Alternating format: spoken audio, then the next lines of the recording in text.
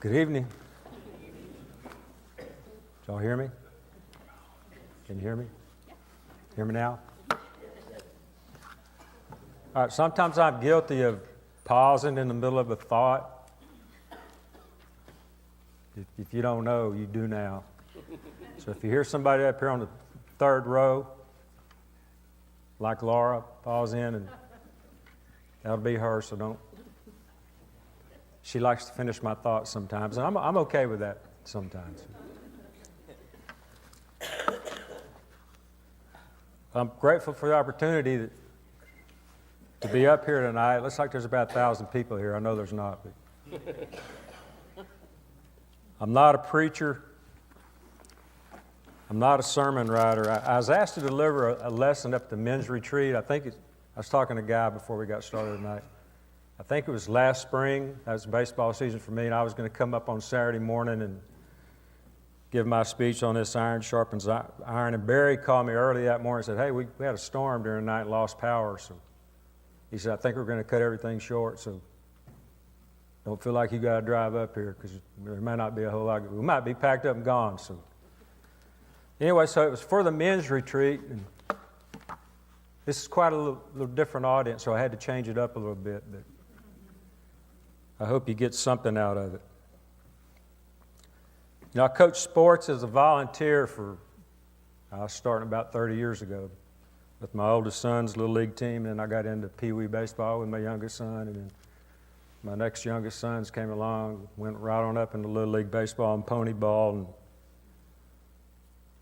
finally got into the professional ranks of coaching and teaching, and I'd always wanted to do it. Even when I was in high school, I got out, and I knew that's what I wanted to do. Had a lot of people talk me out of it, that you're not going to make any money. Well, I was 18 and I wanted to make some money, so I was going to go be an accountant. And that didn't work out very well. So I ended up working at a chemical plant for 20 years and finally went back to school and got my degree, and I've been at it about 20 years now. But the topic is everyday wisdom from a coach, and one of the verses to begin with is Proverbs 27:17. As Guy read, it says, as iron sharpens iron, so one man sharpens another. You know, I researched the meaning of iron sharpening iron, and there were two well-written analogies about that. For example, how it takes one piece of iron to make another piece of iron sharper and more useful. We all know when we cut with a knife, it's better to use a sharp knife. Sometimes dull knives can be a little dangerous. So that's one way. We want to sharpen the knife and get it as sharp as we can. The second way was how one iron will make another piece of iron shinier and brighter and get rid of its dull and lackluster appearance. So you can see where those are going, and those are good illustrations. But you know, I'm blessed at the school I teach and coach at that every year at the beginning of our football season, we have a team building night. And it's led by our head coach. And there's 10 varsity guys on staff, and he splits up the varsity players. There's about 50 of them, so we each get about 5, 6, or 7 guys apiece, and we split up into groups, go to a little room, a little nook and cranny somewhere in the building. We've got the building all to ourselves that night. And we get in there and we have a little session. Sometimes it's an hour, sometimes it's an hour and a half, maybe 2 hours. But we share stuff about our lives. We share our lives, really. The coach goes first and kind of gives the guys an example of what's going to happen. And I'm going to tell you, you hear some stuff in those meetings that you can't even imagine. And every time I go in there, I'm blown away by what I hear, and just develop some good bonding between us and our players, and between the players themselves. Well, this year, our theme was, as iron sharpens iron, so one man sharpens another. We each get dog tags with that verse on it. We wear them every day. We've got a motto that talks a little bit about being a teammate and what it means to be a teammate, being a good teammate. And that motto and this Bible verse are put on a poster and and we all sign it that night before we leave. Everybody has a chance to get up and talk. A few guys get up and talk, a few of the players, not many, but course, a few of them always like to talk, so you're not surprised when they stand up. But they really had some good things to say that night. But we all signed that pledge card saying that we're committed. We're committed to each other and we're committed to the season. Then it's laminated, and every time we go play a football game on Friday night or Thursday night or Saturday night, whatever it is, we take that poster with us and tape it up onto the door right before we go out of the field house. The coach recites the motto with the players, then he gives them the Bible verse again, as iron sharpens iron. Then as everybody exits the locker room, they all slap that poster and get out ready to play football. We had a pretty good season. And I want to think it was because of that. We had a good group of guys, and we got a good group of coaches. However, tonight I want to link my iron sharpening iron journey to a few names I'm going to toss out for you to consider, and they'll be familiar to you. These are what I'd consider to be great examples of spiritual iron sharpening. Charles Davis.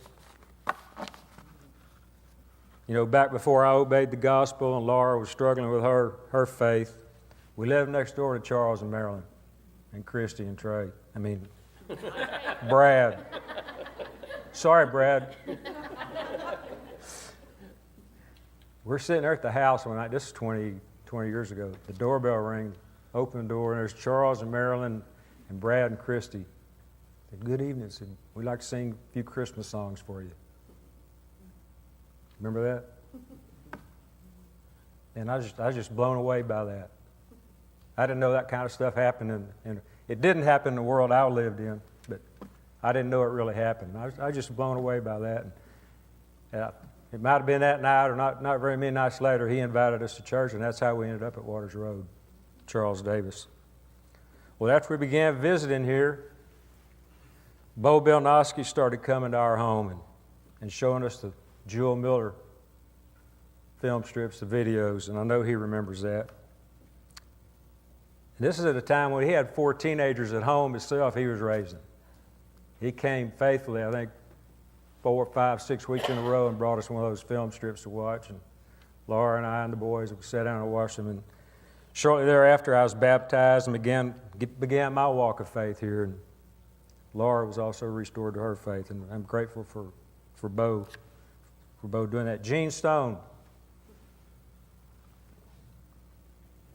After we been worshiping here for a while, I think Gene and Mary, I know he's here somewhere, there he is. Gene and Mary were one of the first couples that ever came to visit us at home, and that meant the world to us, Gene, and we're very appreciative of that. I think we've told you that before, but if we hadn't, I'm telling you right now. Cliff Thompson, Phil Gabbard, Barry Shaw, Jack Knight, Guy Stover, Dan Parker. I've sat in on a lot of good classes in the 20-plus years I've been here, and sermons. I've watched and listened to you guys teach, pray, go over the Lord's Supper thoughts and scriptures, and Charles leading us singing faithfully every Sunday. As y'all have led the church and kind of shown me how to be a Christian man. Barry Day, there's never a time I've spent with him that I'm not a better man for having done so. I miss him, and I know y'all do too. And I'd be remiss if I didn't mention my late father-in-law, Bill Lowe. He was another great Christian man. So I've had a lot of good role models. There's many more here tonight I see. There's a bunch up in the church that we were at in Syracuse, New York, when we were up there for those 2 years. Just a bunch of good Christian men that have also impacted my life with their godliness and their strong faith. I can't thank all you guys enough. One of the biggest blessings of my life. I do want to mention some guys in my professional life as a coach, too, that have impacted me. I had some great coaches. I grew up here in Pasadena. Some of y'all will know these guys. Harold Stevens was my 9th grade basketball coach. Nell, do you know him? and my math coach. I thought he was the hardest-nosed guy I'd ever met in my life, but I loved him. And he was the kind of guy that you wanted to love and do. I'd run through a wall for him. He's probably the reason I'm in coaching today, Harold Stevens. Bill Newcomb, he was my junior high coach at Queens. Bobby McKinley was my basketball coach at Pasadena High School. He's still coaching. So he couldn't have been much older than I was when I was in high school. But he's the AD up at Weatherford College and the girls' basketball coach. However, there is one coach whom I never got to meet. He's been a big inspiration to me, and although he passed from this life in 2010, some of you guys have heard of him, Coach John Wooden, longtime coach of the UCLA Bruins basketball team. You know, back when I was watching him coach, especially going against the Cougars that night in the Astrodome, I didn't like that guy. He looked like a mean old cuss, he did. But he was a great coach, and I found out later, some of the books I read, his players loved him. They loved him. And we're going to learn, I'm going to tell you a little bit about him tonight. He coached 27 years at UCLA, won at 620 games. That's about a 23-game average per year. He won 10 NCAA titles during his last 12 years of coaching. 10 titles. Now, there weren't 64 teams in March Madness like there are now, but maybe 16 when they first started. Might have eased it up a little bit. But 10 titles in his last 12 seasons. 7 in a row from 1967 to 1973. During those 12 seasons, his teams won 335 games, and they lost 22. Now, I had to have a calculator because I'm not a math person, but that's averaging 28 wins and 2 losses a season over the last 12 years of his career. You know, those are pretty impressive stats, but it's his character that really hits home for me. He met his future wife, Nellie Riley, when he was a freshman in high school. When they were 21, they got married in a small ceremony in Indianapolis in August of 1932. They were married 53 years when she passed away on March 21st, 1985, at the age of 73 from cancer. He remained devoted to her until his own death 25 years later. He kept a monthly ritual, health permitting. On the 21st of every month, he'd write a love letter to her. And after completing each letter, he'd fold it, put it in an envelope, and set it on the pillow next to her where she slept during their life together. The only reason he stopped writing, when the last months of his life, his eyesight started failing. Okay. In mourning her death, he was comforted by his faith. He was a devout Christian guy, considering his beliefs more important than basketball. And here's a quote by him. I've got a few more I'll share later. But he said, "I've always tried to make it clear that basketball is not the ultimate. It is of small importance in comparison to the total life we live. There's only one kind of life that truly wins, and that is the one that places faith in the hands of the Savior." His faith strongly influenced his life. He read the Bible daily, and he attended the First Christian Church. He said that he hoped his faith was apparent to others by stating this. You've probably heard this quote before. I don't think it's attributed to him, but he said, "If I were ever prosecuted for my religion, I truly hope there'd be enough evidence to convict me." Here's some of his other quotes. I often write these on the board at school, even in my classroom, not just with my team. In my classroom, I teach economics, 12th grade. I'll write some of these quotes on the board, and just as kind of a focus activity, ask them, "Tell me what you think this means." Write it down. Here's one. It says, "Talent is God-given. Be humble. Fame is man-given. Be grateful. Conceit is self-given. Be careful." Another one is, "A coach is someone who can give correction without causing resentment." There's a fine line there, believe me. And that's very true, although there are times when we have to get on kids pretty hard, especially in football. Not so much in baseball, but football. You know, you're trying to build a little toughness. You're trying to build a little toughness in all athletes, but football, I mean, it's a tough sport. It's not for everybody. It's not for the faint of heart. But our head coach tells us every year we get 10 days that we meet before the kids come, and every year we meet, have meetings about offense and defense, and he always tells us every year, he says, if you have to wear a kid out in practice, make sure you find him before he gets off the field into the locker room and give him some love. Don't let him leave on a negative note. Build him back up. And that was real good advice. Real good advice. And we try to do that every day.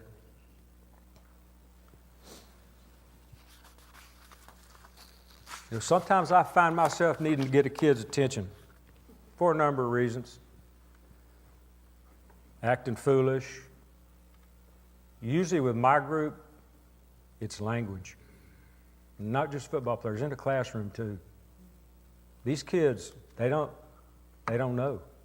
I mean, I've got a lot of good kids, don't get me wrong. They're not all bad.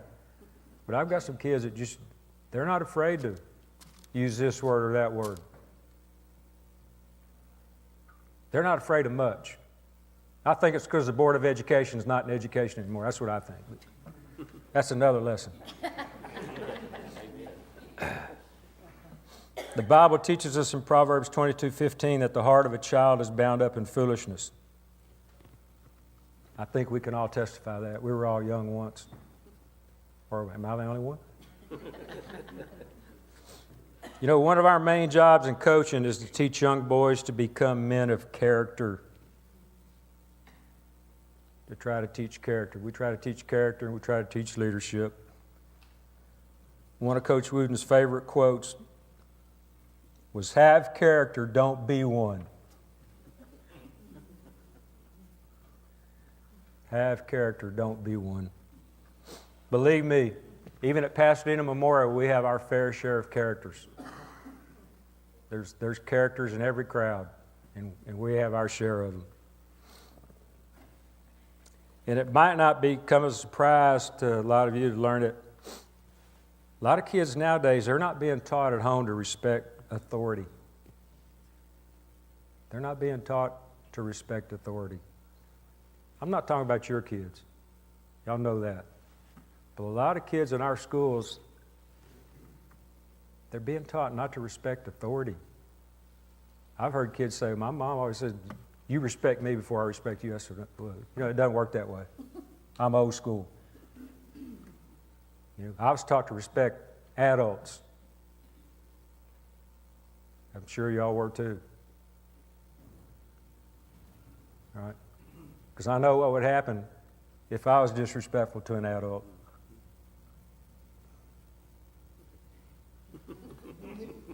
Tell you right now, it wasn't very fun when my dad got home from work.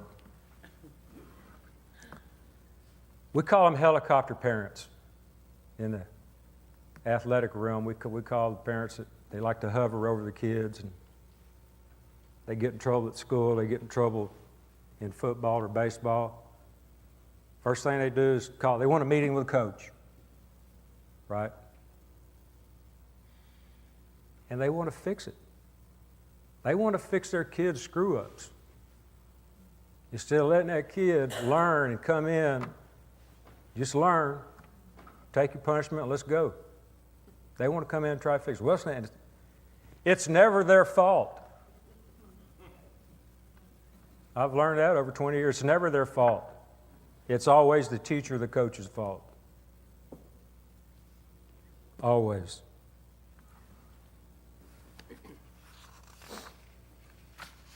They've been made to feel like they can't do anything wrong. It's kind of sad, really.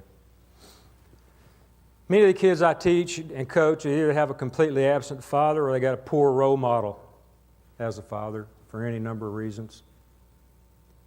Guys might be toy guys. There are toy guys. You know, it's got to have the latest stuff. Hobbies might take them away from home. Work, they might work a lot, stay gone from home. But you know, as well as I do, there's a lot of studies out there that show the absence of a strong male role model, has been deteriorating for our country's moral fiber. A lot of these kids don't have a dad at home. A lot of them. Some of them don't have any boundaries at all. Some of them are self-centered. You probably wouldn't even believe how self-centered they are.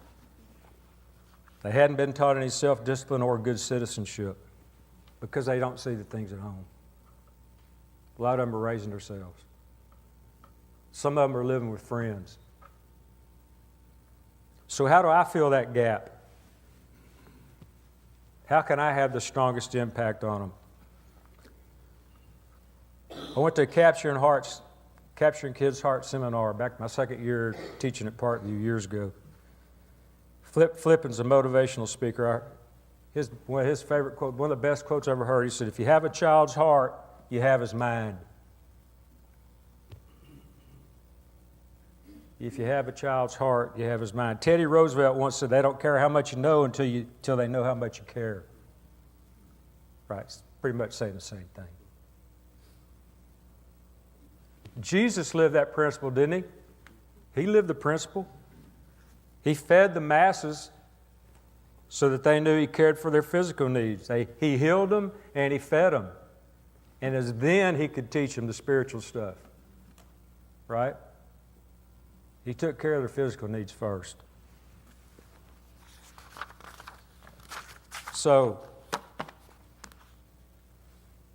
what I've learned over the years, one of the main things I've learned is building relationships and showing that I genuinely care for them is critical to me being my best me. That's what I have to do. And that's how I do it. You know, when I first got into teaching, I had a guy, he was a coach over here at San Jose Intermediate. I coached a Little League baseball with him. He said, "Don't ever let them see you smile before Thanksgiving." Some of you teachers have heard that. Or I'm thinking, what? Kids see through that, especially high school kids. They see through that. They know if you care or not. I have kids come all the time and say, "Coach, Miss So-and-so, Mr. So-and-so, they don't care about us. They don't care about us." I said, "Yeah, they do." "No, they don't, Coach." "Sure they do." "No, they don't." So I'm not going to argue with you, but I think they do. They may just have a funny way of showing it.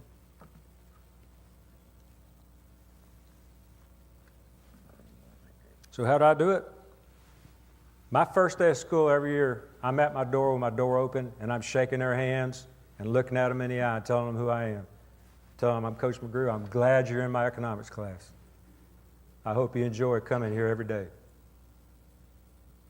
And I try to meet them out there every day. You know, they like that. It might seem small and simple, but they like that. I learn their names and I remember them. I've had some coaches ask me, "How do you do that? You got 100 kids every semester." Especially with the football players, freshman football players. They say, "How do you do that?" I said, "Well, number one, I'm out here every day taking their attendance, and they give me their number, and I mark it off, and I see their face every day. I know who they are. Eventually, I learn their names. Here's a little trade secret. I don't remember them quite as well as I used to. Don't hold that against me. Sadly, though, for the children, just like for some adults, like for some people we know, there are times where we coaches and teachers find out that some of these kids have some dire needs. They might need money, they might need food, they may need clothes, etc., whatever's needed. And we just all do it. Kind of like y'all do probably at work. Kind of like we all got together during Harvey this year. I mean, that's what Christianity is about, right? Helping other people. Fourth thing I do is I try to listen to them, right? I have to listen to learn. James 1:19 says, "Be quick to listen, slow to speak, and slow to become angry." I got to understand what motivates them. How can I motivate them? What's the best way I can motivate them? Because they all have a way you can motivate them. Most of them are positive.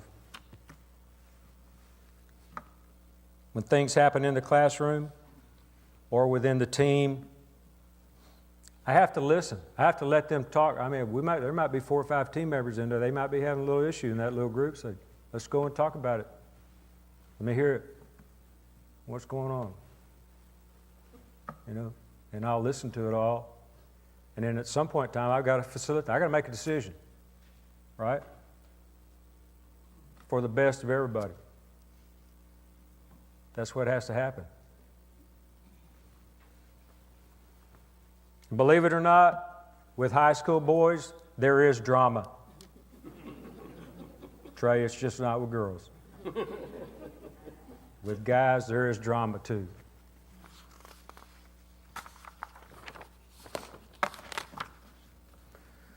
With time, care, and consistency, I believe lives can and are being shaped for the better. So how does this apply to those who are not teachers and coaches? Well, adult relationships and friendships, both in and out of the church, they're pretty similar in nature, right? Influencing others on the job, in our families, amongst our neighbors, requires wisdom. I circled that word wisdom. I don't know why.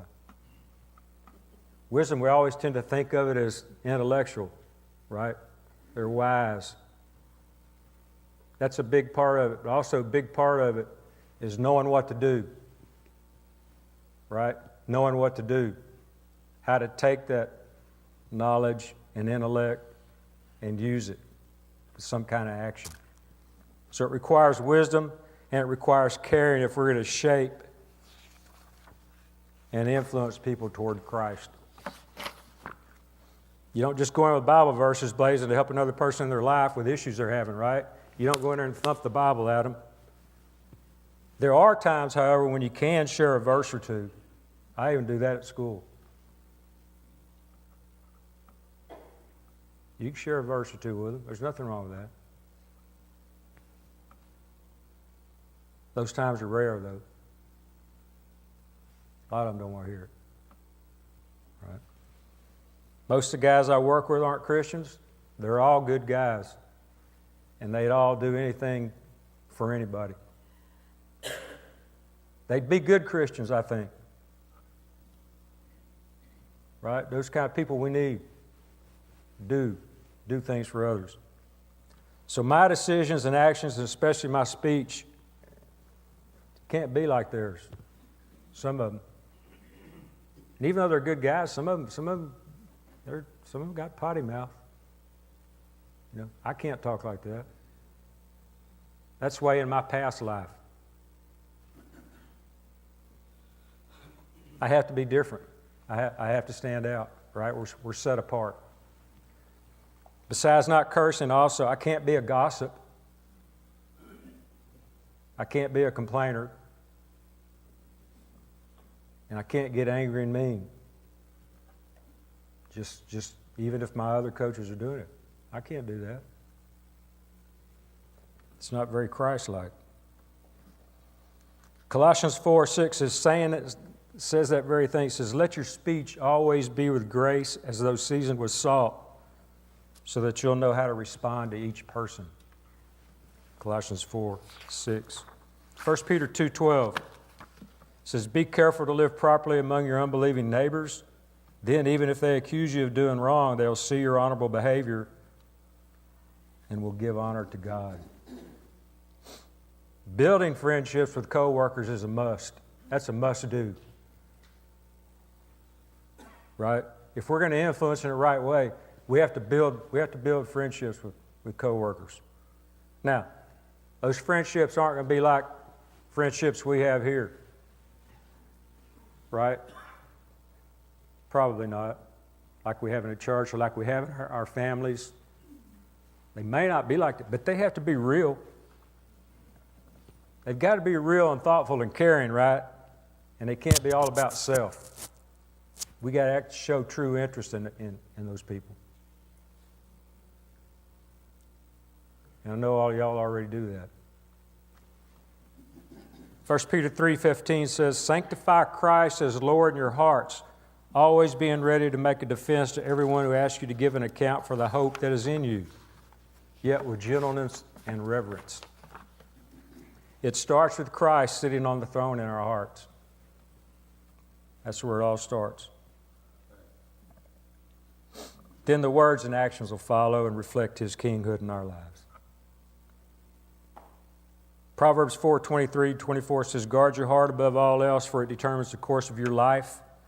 Avoid all perverse talk. Stay away from corrupt speech." That's the age-old truth that your heart determines the words that we speak and the way we speak them.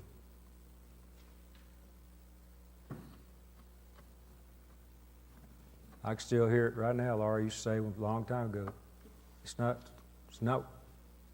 not what you're saying, it's how you say it to your boys. I'm a little hard-headed, so it took me a little while to learn that. Luke 6:45, "The good man brings good things out of the good things stored up in his heart, and the evil man brings evil things out of the evil stored up in his heart. For out of the overflow of his heart, his mouth speaks." Right? I'm out of time. In closing, how do we ensure that we are iron sharpeners in our daily lives? How do we do that? Well, it may be simplistic, but Jesus Himself said, "Love the Lord your God with all your heart, soul, mind, and strength, and love your neighbor as yourself." Right? That's a pretty good place for us to start. Loving the Lord, loving other people in the church and outside the church, that should be foundational to all of us, no matter where we are in our walk with God, whether we're just starting, in the middle, or at the end. Our character should be such that when our name is mentioned, people are able to say honestly, "You know what? That guy loves the Lord," or "That lady loves the Lord. That young man loves the Lord." We should be praying for that kind of reputation, for bigger hearts and a greater love for God, and for people to grow in one another. Our families, church, and community and world need this from all of us. If we're not contributing love for God and love for each other to the world, who is? Who is? It reminds me, they used to say, if you don't teach your kids, somebody else is going to teach them. Same concept. That's our mission, right? We're not alone. We have each other, and we have the Lord to help us accomplish that mission. We need to ask God to help us love Him more and to help us love others more, and then be open to the opportunities He's going to provide for us. We should live it, model it, teach it, and coach it. One more quote from Coach Wooden. He said, "Passion is temporary. It doesn't last too long. Love is enduring. And that's the important thing. If we all had love in our lives to the degree that we should, our lives would be much happier."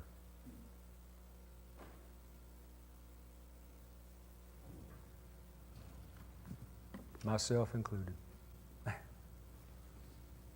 If you're not a Christian and you'd like to talk to somebody about becoming one, we've got plenty of sharpened iron in here. Somebody'd be glad to talk with you. Or if you just need prayers for you, someone you love, a friend, please feel free to come forward while we stand and sing.